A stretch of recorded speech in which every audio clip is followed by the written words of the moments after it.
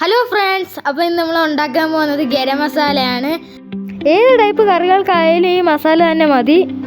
അപ്പോൾ ഇതെങ്ങനെ തയ്യാറാക്കുന്നതെന്ന് നോക്കാം.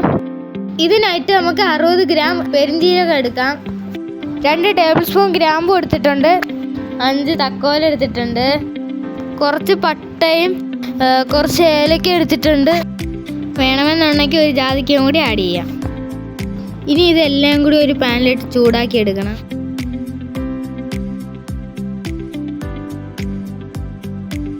മീഡിയം ഫ്ലെയിമിൽ 5 മിനിറ്റ് നേരം കൈവിടാതെ മിക്സ് ചെയ്യണം.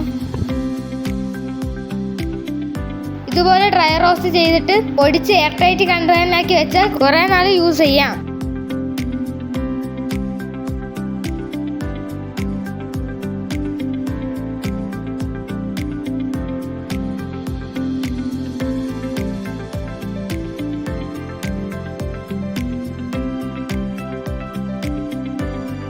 നമ്മൾ ഇതിൽ കുറച്ച് ചില്ലി ഫ്ലെക്സ് ചേർക്കുന്നുണ്ട്. വറ്റൽമുളകാണെങ്കിൽ 2 എണ്ണം ചേർത്താൽ മതി.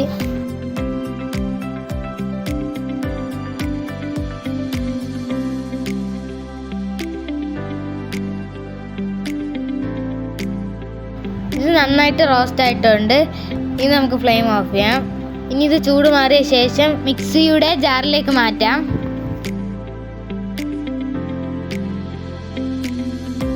ഇനി ഇത് നല്ലതുപോലെ പൊടിച്ചെടുക്കാം.